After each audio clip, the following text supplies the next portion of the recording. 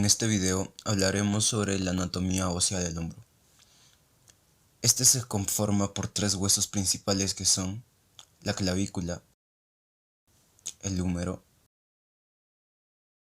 y la escápula. Viendo las partes de la clavícula, podemos distinguir primeramente al extremo external de la clavícula, donde se inserta el músculo pectoral mayor. Después está la diáfisis de la clavícula, donde se insertan varios músculos como el esternocleidomastoideo, el subclavio, el pectoral mayor, la cabeza anterior del deltoides y el músculo trapecio.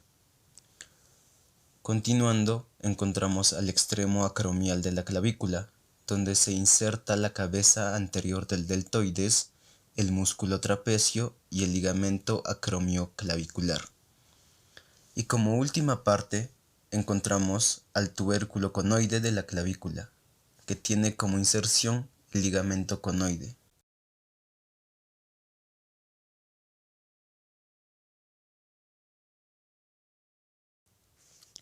Continuando, observaremos al hueso del húmero, donde primero vemos a la cabeza y cuello del húmero, donde se inserta la cápsula articular de la articulación del hombro.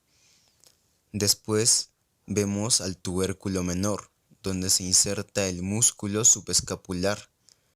A su lado está el tubérculo mayor, donde se inserta el músculo supraespinoso, infraespinoso y redondo menor. Al centro de ambos se encuentra el surco intertubercular, donde se inserta el bíceps braquial y el dorsal ancho. También se observa al cuello quirúrgico del húmero. Esta es una constricción ubicada debajo de los dos tubérculos y es diferente al cuello del húmero. Luego está la diáfisis del húmero, donde se insertan varios músculos como el pectoral mayor, el braquial, el redondo menor, el tríceps braquial, el braquiorradial, el extensor radial largo del carpo, el redondo mayor y el coracobraquial.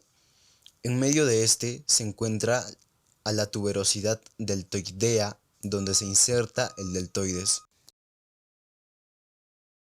Tenemos el epicóndilo medial, donde se inserta el pronador redondo, el tendón flexor común y el ligamento colateral del cúbito. Después vemos al cóndilo, donde está la articulación del radio, y detrás de la tróclea está la fosa coronoidea, que recibe a la apófisis coronoides del cúbito durante la flexión del antebrazo. También vemos el epicóndilo lateral, donde se insertan el músculo supinador, el tendón extensor común y el ligamento colateral radial. Y en la parte posterior encontramos a la fosa olecránea, que recibe al olecráneo durante la extensión del antebrazo. Y con esto damos fin a las principales partes del húmero. Continuando, observaremos las partes de la escápula, iniciando por la fosa subescapular, donde se insertan el músculo subescapular y el serrato anterior. Al lado derecho vemos al borde medial, donde se insertan el serrato anterior, el elevador de la escápula, el romboide mayor y menor.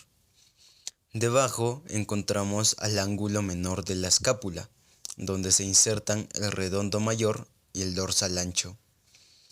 Y en el lado izquierdo vemos al borde lateral, en el que se insertan el músculo redondo mayor y el subescapular. Después vemos el borde superior, donde se inserta el homoioideo. También vemos el cuello de la escápula, que separa la cavidad glenoidea y a la apófisis coracoides del resto de la escápula. Encima de este está la apófisis coracoides. Aquí se insertan el pectoral menor, el bíceps braquial y el ligamento coracoacromial. También se logra observar la cavidad glenoidea. Y en la parte posterior observamos el ángulo superior de la escápula, donde se inserta el elevador de la escápula. Debajo de este tenemos a la fosa supraespinosa, donde se inserta el músculo supraespinoso. Y también observamos algunos mencionados anteriormente, como el borde medial, el ángulo inferior y el borde lateral. En medio está la fosa infraespinosa, donde se inserta el músculo infraespinoso. Encima de este se halla la espina de la escápula, donde se inserta el músculo trapecio y el deltoides. Y también está el ángulo acromial, que está ubicado ligeramente en la parte medial y posterior del extremo del acromión. Y en la punta vemos al acromión.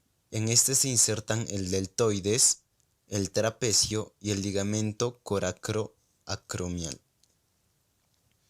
Y finalmente vemos a la escotadura espinoglenoidea, que está ubicada en la convergencia del acromión, la espina y el cuello de la escápula, terminando así con las partes de la escápula y concluyendo con el sistema óseo del hombro.